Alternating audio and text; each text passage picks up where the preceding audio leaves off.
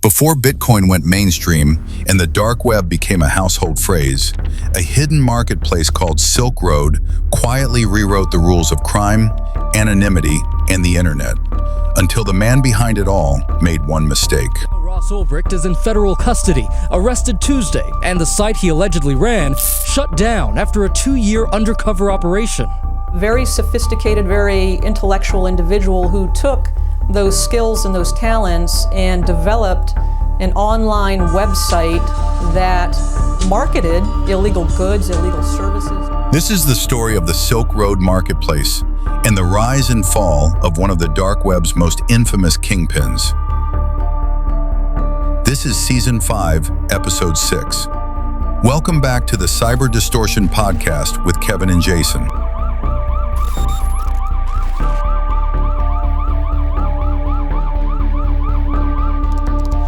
Chapter 1, The Library.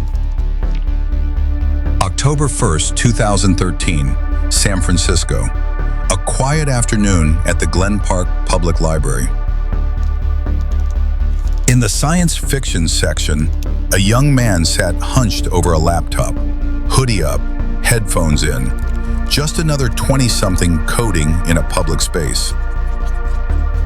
At least, that's what he looked like. On his screen, an encrypted chat was open. He was talking to a moderator, someone he trusted, someone deep inside his organization. Except that moderator wasn't a moderator at all. He was a federal agent, and every word being typed was being recorded. Across the library, two people pretending to be a couple began arguing loudly. Are you serious? The young man looked up, distracted. distracted. Focus for 5 minutes.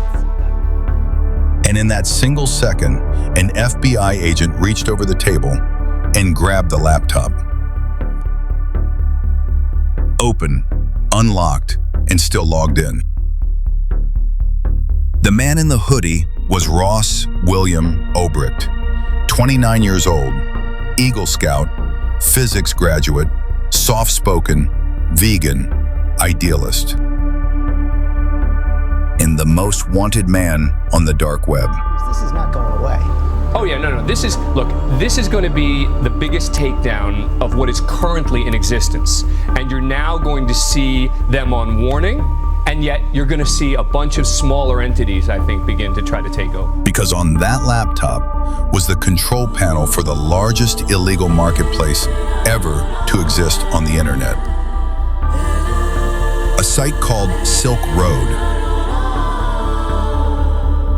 More than 100,000 buyers, nearly 4,000 dealers, $200 million in sales, all in Bitcoin, all anonymous, all hidden behind layers of encryption that the government had spent years trying to crack. And running it all, a ghost, a phantom administrator known only by one name, Dread Pirate Roberts. Borrowed from the movie The Princess Bride, a character whose identity passes from person to person, untraceable, immortal. For 2.5 years, no one knew who he was. No agency, no country, not even the people working for him. And now he was sitting in a public library, caught red-handed. But how in the world did this quiet kid from Austin, Texas, build $1 billion criminal empire from his laptop? Sit tight, because the entire insane but true story is about to be revealed.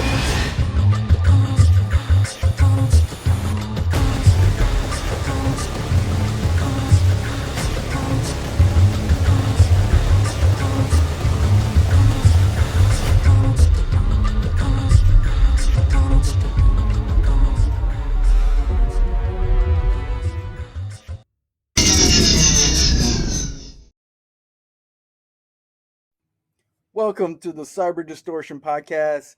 I'm Jason, and with me is my brother from another mother, Kevin. So tonight, we've got another interesting one for you guys. We think you're going to love it. We've talked about this one before in the past.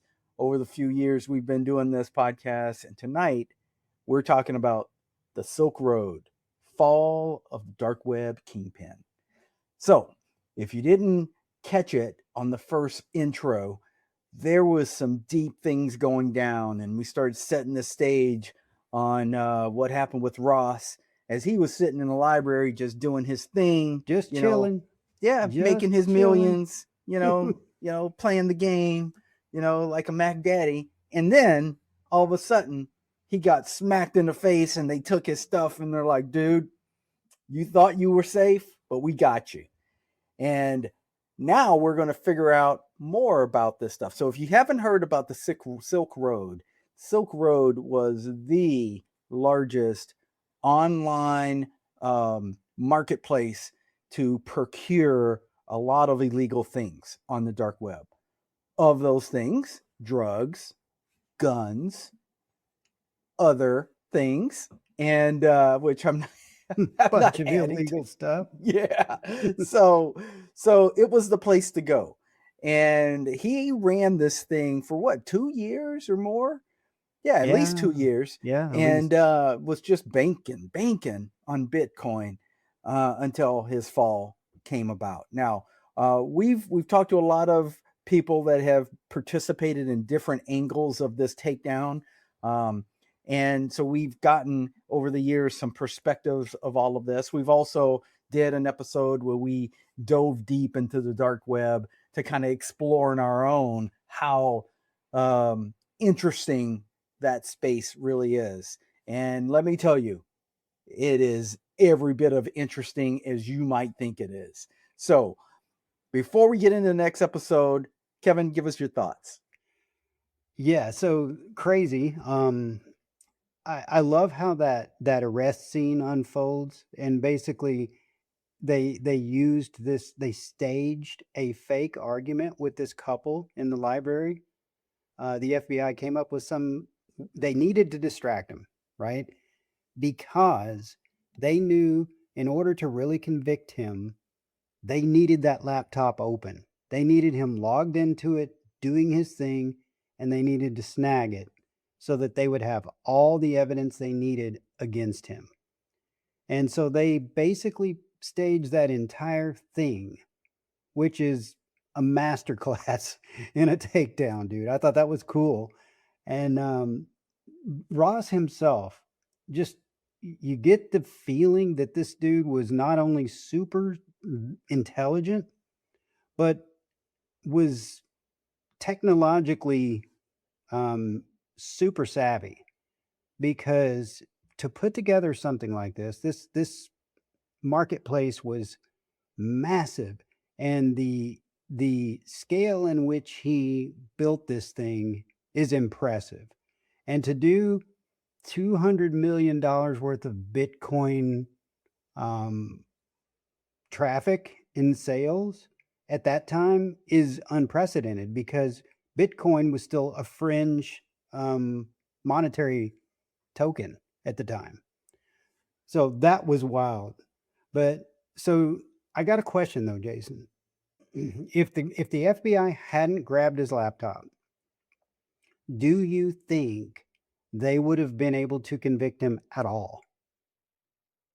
Well, it depends on the forensic trail, right, that they've been able to collect up to that point. They obviously were able to trace him doing some type of activity up to a point, and the evidence would have only have been his interactions on the dark web with that FBI agent. That's that would have been their trail of information that they would have had access to.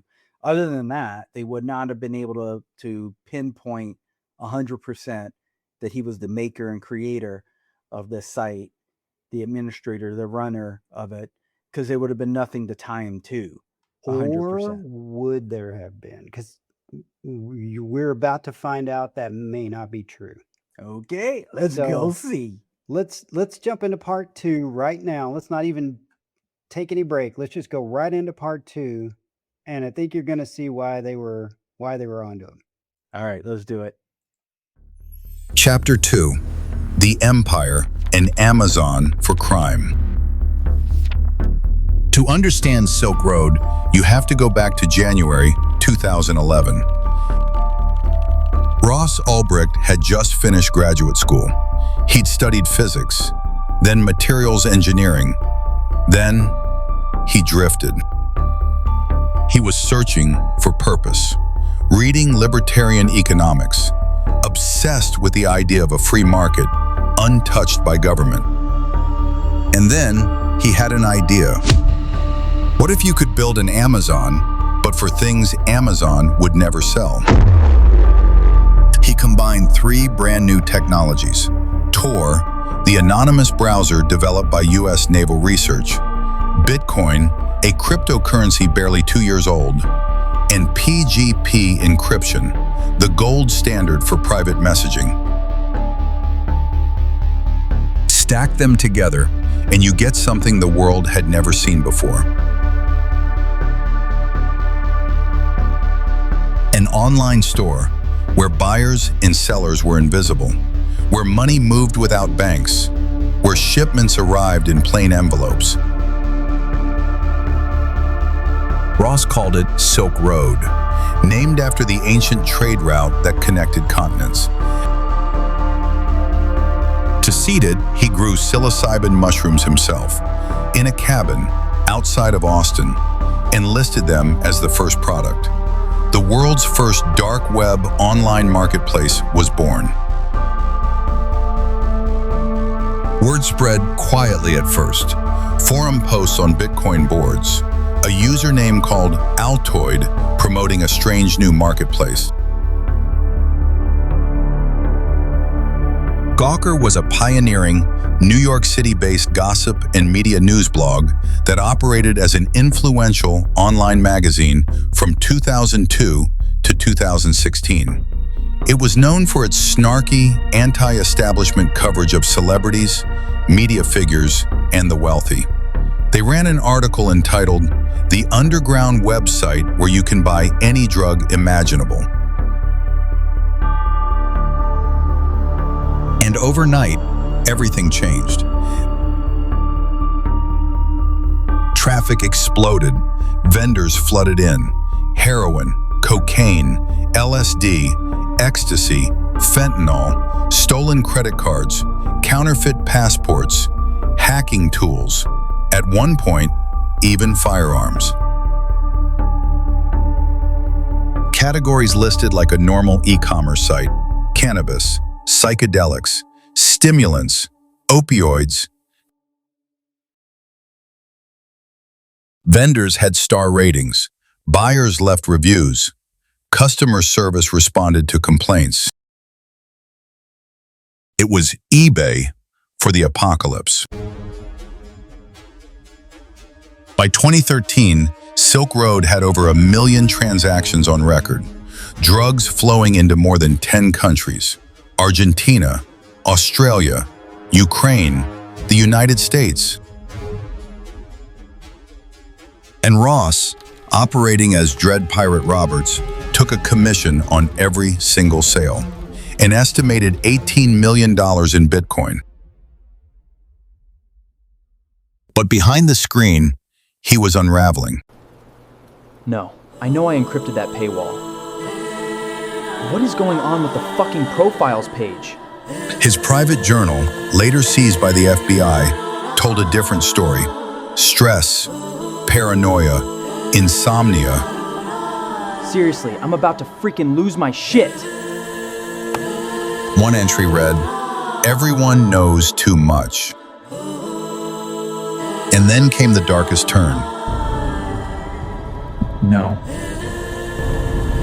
This isn't right. Prosecutors would later allege that Ross, as Dread Pirate Roberts, paid roughly $700,000 in Bitcoin for the murder of at least 5 people. Employees who'd stolen from him, users who threatened to expose the site.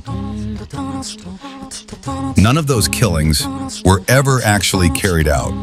The hitmen on the other end were undercover agents. But while Ross thought he was protecting his empire, that empire was already crawling with feds. And if history tells us one thing, most empires eventually fall.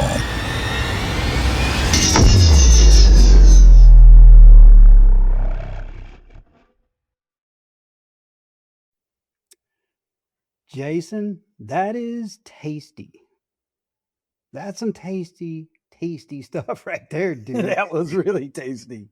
Homie's over here growing his own shrooms to fund this thing. What the heck is going on here? This is a guy who built this thing on idealism, and he's over here, trying to off people for, crossing him and getting into his business and trying to wreck him and sell him out or whatever, dude. That's insane.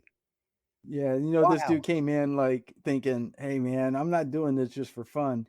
I'm going to find a way to make some money off of this. And by the way, I'm going to drop my own goods on here and see how well it goes. And then it just took off.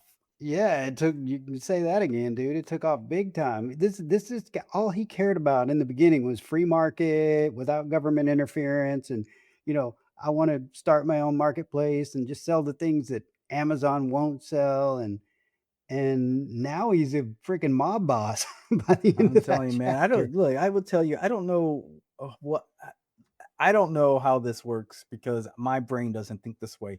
But how is it that the human brain gets to this point where they'll be like, dude, anything goes. I'm going to make this private website in this private place, put everything I know about securing stuff all together in this one private place on the dark web, and I'm selling it. It don't matter what it is. I got fingers. I'm selling fingers, right? Yeah. He's selling whatever he can sell to make money. Yeah, I don't know, dude. I mean, I guess he didn't care about the content of what was being sold. For him, at least in the beginning, was all about, I want to open this marketplace and this guy's the limit. If you can find it and you can sell it, you have a market for it. And that's what I'm building here. It's going to be everything that all the other commercial stuff is not. But the cool thing was, man, he built this on technologies that at the time were all new. Tor was new back then. Bitcoin was, I think they said, less than 2 years old, and that's going to be the main currency of this system. So he built it on the blockchain system.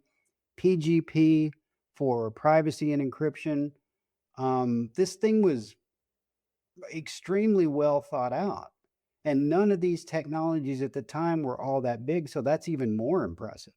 Well, and you said some earlier about it being so early in Bitcoin. It's not like the Bitcoin price was huge. The Bitcoin price at that time was anywhere around 5,000 a Bitcoin or lower, a coin or lower. I'm going to check you, dude. I'm going to go back in the way back time machine and check on that. Because it was under 10 for the longest time, dude. Oh, yeah. Yeah. And so, Especially but then what I'm saying is you put that in perspective, right? This dude was bank, man, to be up in his pocket 18 million at that rate, right? At the based on just taking a cut. Yeah. So crazy, dude. And then on top of that, right, like you said, where he gets off the rails, dude's all about protecting his goods, man. And he paid the FBI to kill people. He didn't know it was FBI, but he paid them to try to kill people. That was dude. Like crossing them. I mean, that's some serious mob boss freaking stuff right there, bro. Seriously. So I will tell you this, as I was looking at it, reminded me when we did our dark web exploration, our little a lot of that stuff is still there, man. A lot of that stuff is still there. Yeah, of course it is. Yeah. So, I mean, like, holy cow, probably even bigger. Yeah. So it's not like they just took this guy down in his enterprise and all that went away on the dark web. And the dark web still surfaces that everywhere. Yeah. Yeah, for sure. There's no telling how many countless markets just like this one now exist out there. I think, the way this was built, though, him being the first one and everything, I think the bigger it got and the more attention it drew, the more vendors he got, it opened up more risk. The more money he made, the more law enforcement eyes you now have on it, the more interest you have in it. And the more users he collected, the more infiltration points he had now, because he had more areas for himself to slip up and do something wrong. So pretty crazy to think, even 2 years to go and just being able to run it and collect that much money and not be caught. That's impressive to me, you know? I think the bottom line is this, right? You're not going to run an enterprise like that that's not going to draw attention from these other individuals who are already being monitored, right, for trafficking stuff, right? Mm-hmm. And they're being monitored, and the FBI and others are watching the quantity of product that these people are moving, regardless if they're selling on Silk Road or not. And now all of a sudden, these people are starting to sell stuff on Silk Road, and they're like, "Well, what's going on here?" It's going to lead them to him in some form, right? So he's got all of these branches of people doing stuff that's all leading back to his operation and what he's doing.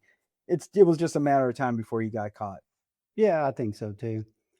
You think if he had shut it down early though, and before the paranoia got to him and he really started to do some questionable moves there towards the end of it, do you think he would be viewed more today like a visionary, or instead of a criminal, or more of a criminal because of what he was selling? Yeah, I think if he would have not been greedy and gotten crazy, and it would have been like, "Dang, dude, I just cornered 18 million. I'm out." And Yeah. shut the whole thing down, Get in, right? get out, shut it down Shut it before you down, get caught. went away for a while, and then Mm-hmm. resurfaced as something else, doing something else with this 10 million. I That's think people would have been like, "Dude, do you remember that time there was that site, Silk Road? You could have bought anything on there, man. I don't know yeah, what happened." It yeah, would have just been a conversation about something, right? yeah. But I mean, he could have went back and started selling health food on the dark web, right? No one would have yeah, cared. dog toys. Yeah. Yeah, but the funny thing is, dude, when you're in that, I'm sure you can't talk yourself down. You can't make the leap and just say, "No, what? I've been working so hard to get this thing successful." You start getting those crazy thoughts in your head, like, I'm not gonna quit now. I'm just gonna go a little bit longer, and then just the greed, man. The greed got him, I think. Yeah, always does, dude. Always does. Yeah, well, all right. Well, let's jump into the last chapter here. But before we do, real quick shout out and thanks to some of our sponsors. Want to thank Fulcrum Technologies, who's been a sponsor of the podcast now for multiple seasons. Thank you to you guys. We really appreciate what you do. Thank you to CypherNova.ai. And thank you to one of the newer sponsors, Pure Bomb Apparel, who actually hooked us up with the hats tonight. You can see Cyber Distortion on the side. Cool stuff. They're a new company. Get out there and support them, man. They're getting that company off the ground. They've got some really cool stuff. If you've seen the cool golf polos like these, they've got some of those out there. And more importantly, they just got a killer ass logo. So go support them and buy a dead bird and put it on your head. Jason, what's going on over at our friends at Alacrinet? Well, let me tell you, buddy, Alacrinet has a promotion going on right now. Oh, do where, they do. I And want to hear about this. all you need to do is sign up. And what they're asking for, if you guys haven't done this before, is, they provide services where they will meet with you and guide you to third parties, other organizations that provide services, and they align you with value that can help you solve problems in your business. So this whole process, you sign up, they talk with you, they meet with you, and then they align you with maybe a service that you might be interested in, or you might be interested in learning more about. You don't have to purchase anything. You just show up, you meet with this third party, you learn what they're doing and what they have to offer. And if you choose to not do anything, you don't do anything. But what you do get is a gift. And you get to choose from a number of really super awesome items that they have available. One of them being a really cool Yeti. And that's it. That's all you have to do, man. So we invite you all to join up, sign up with Alacrinet, get out there, at least, learn what you don't know. Meet with someone that you haven't talked to before, a vendor who's offering something new, and learn what you don't know. And it might be one thing out of that conversation that you might walk away with by saying, wow, I'm glad I did that. Thank you, Alacrinet, for helping me find that solution. I'm ready to go. Cool. So they're in the industry. They are good people. Jason and I have known them for about 3 or 4 years now. They throw some fun parties out at DEF CON and at Black Hat. Get to know them, get to understand who Alacrinet is. They're going to be at Black Hat this year. Look for them, find out about their products, and then hook up with the guys and ask them, hey, boys, I've heard about it. I heard about it on the Cyber Distortion Podcast. Where's the party? And they will hook you up. So be there. Check it out. Jason, let's jump into 3. Let's go. Chapter 3, The Hunt, the Fall, and the Pardon. The investigation into Silk Road wasn't one agency. It was a war.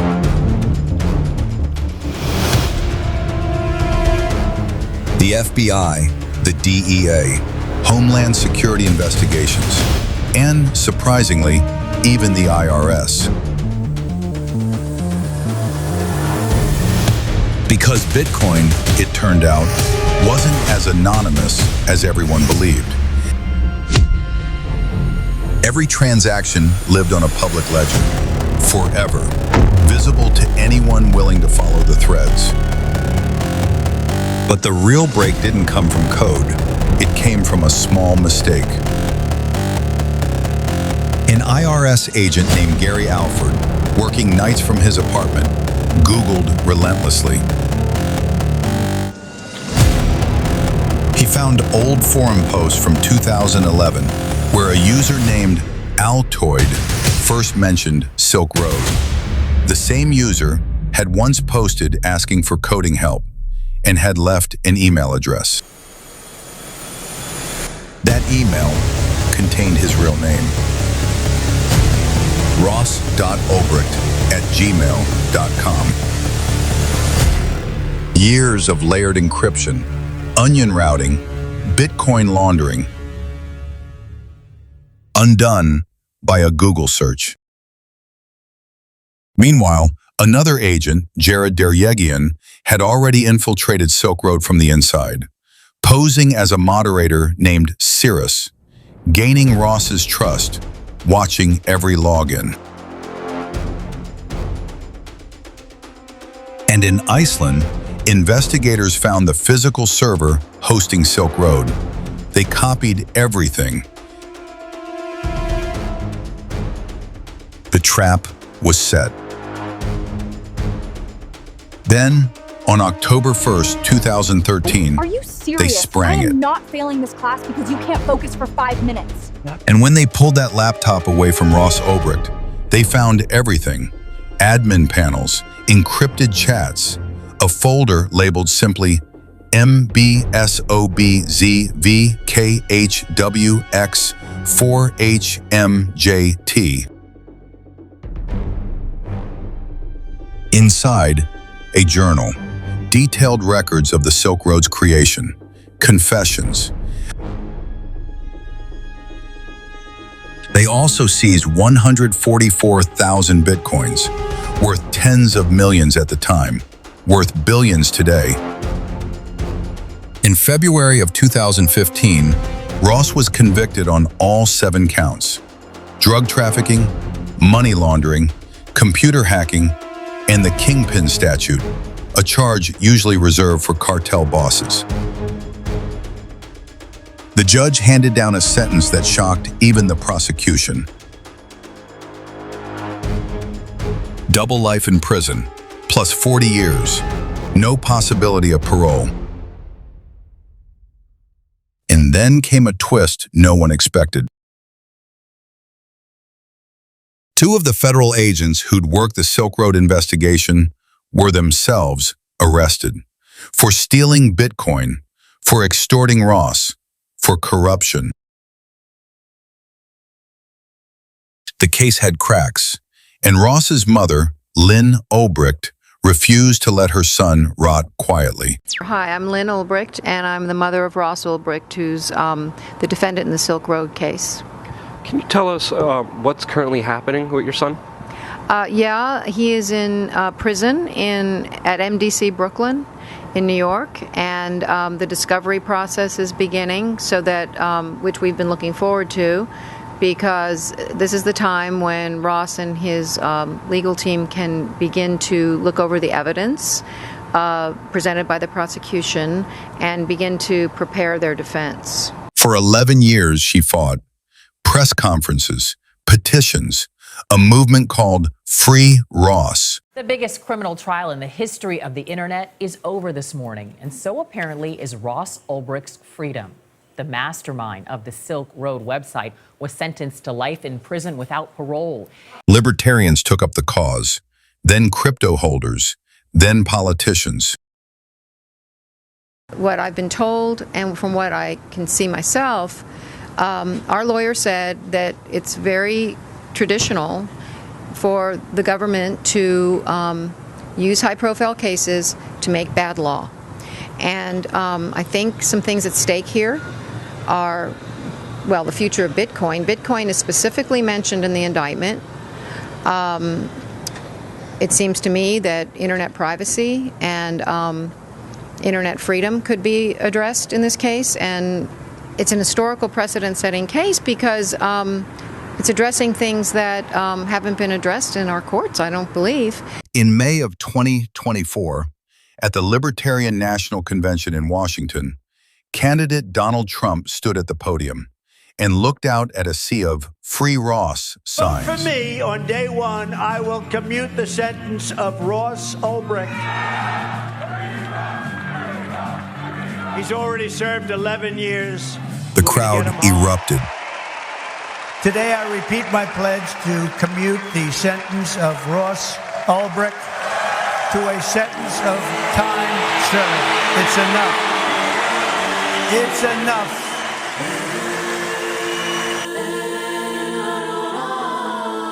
And on January 21st, 2025, just hours into his second term, President Trump didn't just commute the sentence. He issued a full and unconditional pardon. Well, speaking of a triumph of human freedom, big news last night, Ross Ulbricht is a free man. Ulbricht received a full pardon from President Trump, who had made this promise to the Libertarian Party and its chairwoman, Angela McArdle, that he would, in fact, pardon Reports Ross. later revealed the pardon was years in the making. Libertarian Party chair Angela McArdle had flown to Mar-a-Lago. Crypto donors had pledged millions toward the campaign, and Trump himself believed the prosecutors who'd convicted Ross were the same kinds of officials who'd come after him. Critics called it corruption, a political payback, a reward for crypto-libertarian votes. Supporters called it justice, a correction of an overzealous sentence, a second chance for a non-violent offender. And Ross, after 11 years and 3 months behind bars, walked free. But the story of Silk Road didn't end the day Ross was arrested, and it didn't end the day he was freed.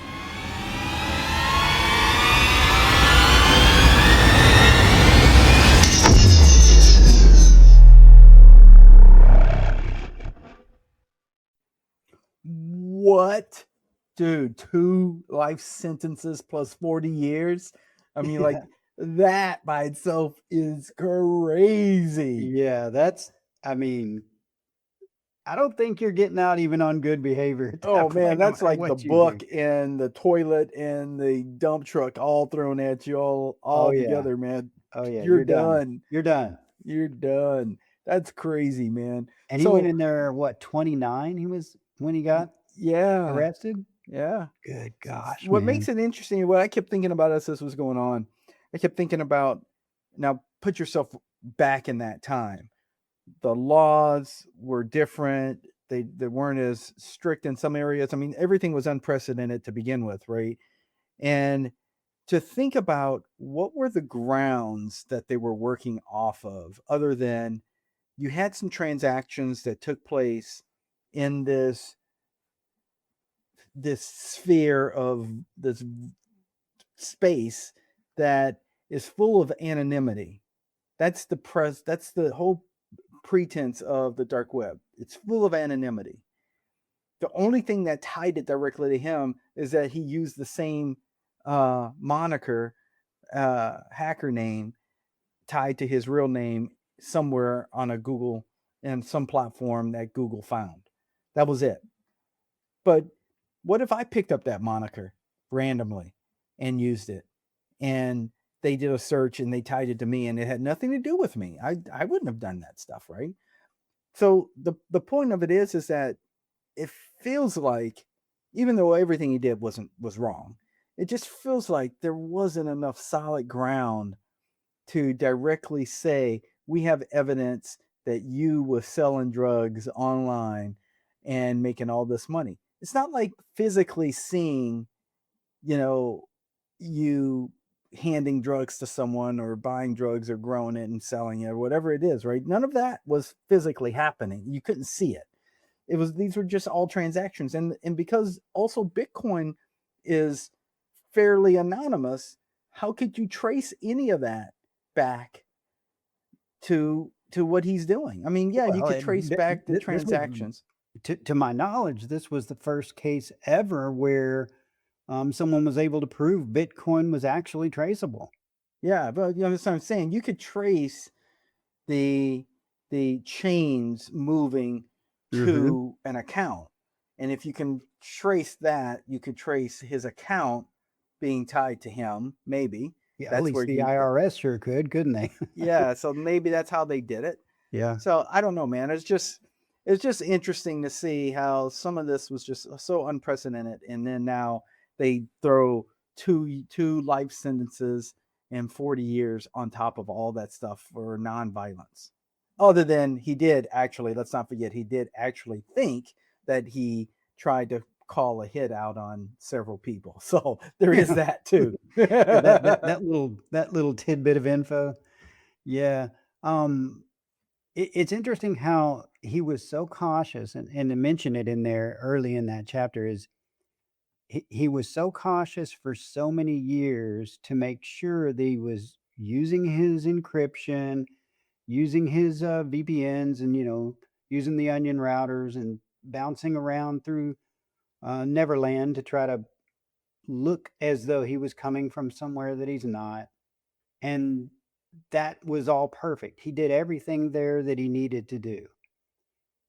But he slipped up with the one little OPSEC thing with the email address, putting his actual name in his email address. That's insane when you think about how much effort and how meticulous he was about making this thing as secure as possible.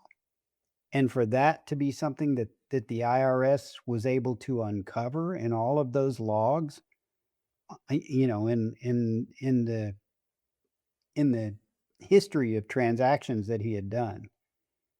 And to your point with the moniker, using that name, that Altoid name on that, it was a Bitcoin forum where they found that trend or that request for help.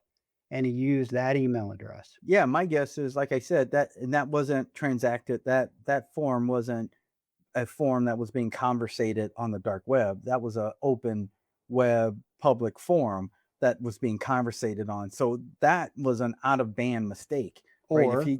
or it could have been on the dark web. It could have been on the dark web. But I don't think it was, because if it would have stayed in the four walls of the confinements of everything he was doing right on the dark web, his security, his PGP, his Tor browser, all of that would have been harder for them to trace, because they would have to reverse encrypt all of that data to try to figure it out. He had to pass that stuff in a public forum somewhere, and that's where he would have made a mistake. He put something he shouldn't have put in the wrong place. Yeah. And that guy must have been really sharp, or had done hours and hours and hours of OSINT on this, because for him to recognize that, oh shoot, this Altoid name, that sounds familiar, I've seen this somewhere, and to go put two and two together and and realize it was the same person was impressive. What about the two feds that were corrupt, dude? Oh, dude. What? What? You couldn't hold yourself back? Yeah, you're you couldn't hold yourself investigating back. You had this. to go take some for yourself. I know, man. They had access to so much Bitcoin, though. I mean, oh my God. If you're in that situation and you're looking at these wallets and you're seeing all this crypto, and I could just take a few and drop them over here. Maybe they'll never be missed, but there's logs, man. Everything's logged. You can't get away with anything in the electronic world, dude. It's out there. It's leaving a record. It's leaving a fingerprint. Yeah, it's crazy, digital man. fingerprint. It's crazy. Well, let's talk about the pardon.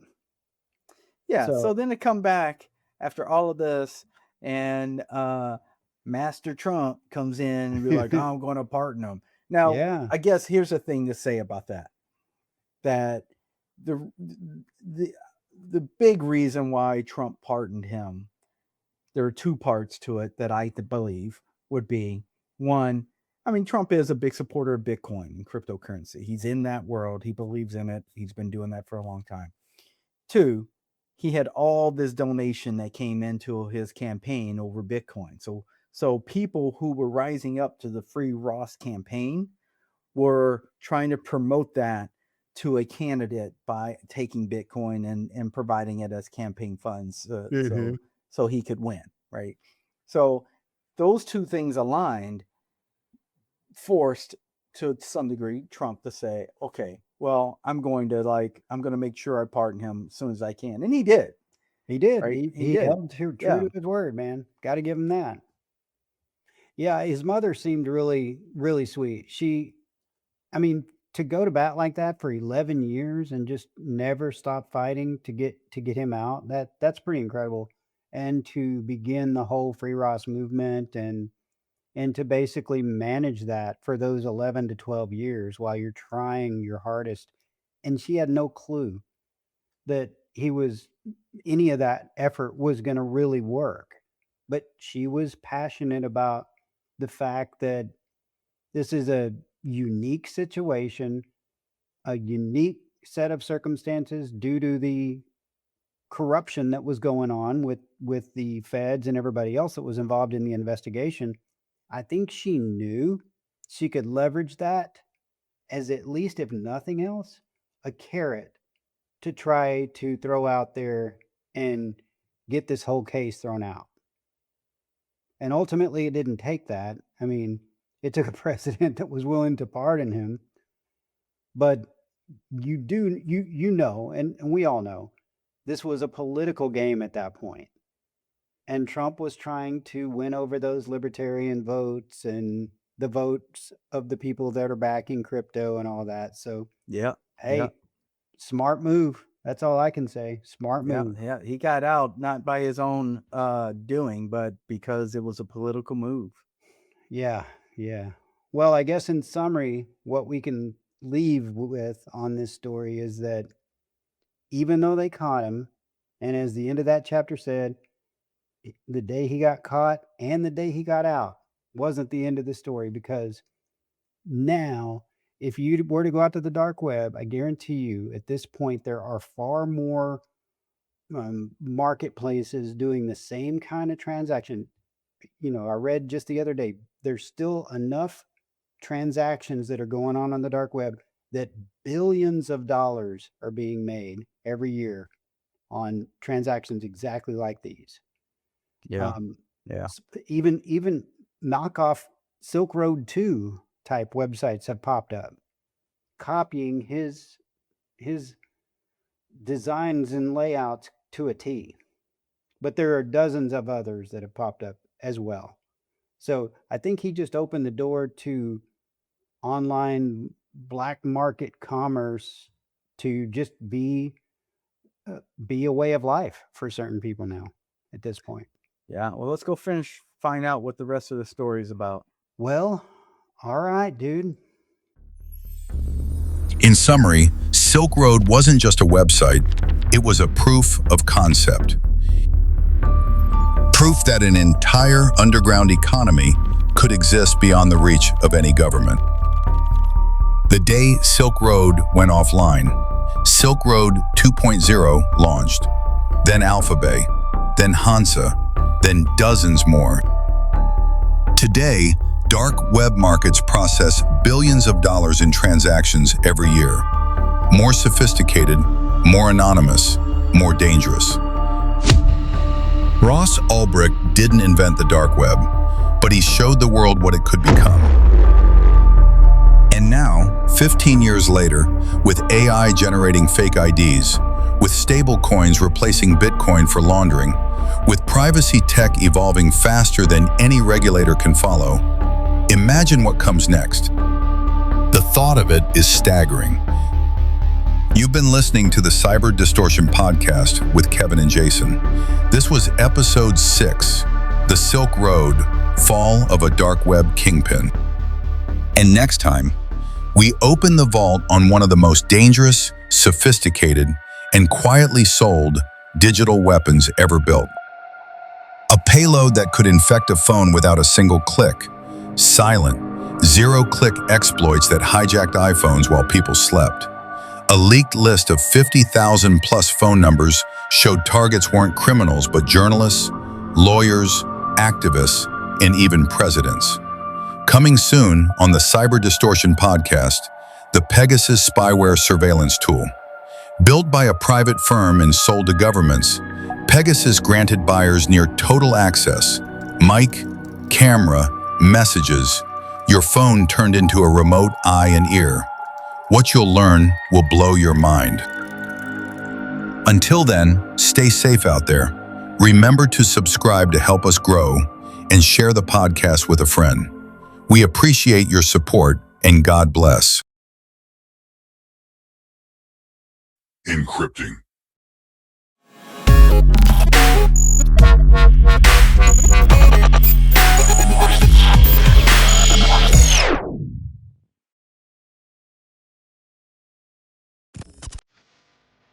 Are you ready to revolutionize your business?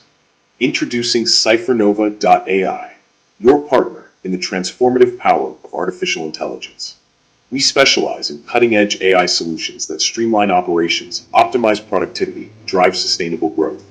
From predictive analytics to intelligent automation, our tailor-made strategies unleash the full potential of your data so you stay ahead of the curve. Take the first step toward a smarter, more efficient future. Visit us today and transform your business with the power of AI. CypherNova.ai, where innovation meets possibility.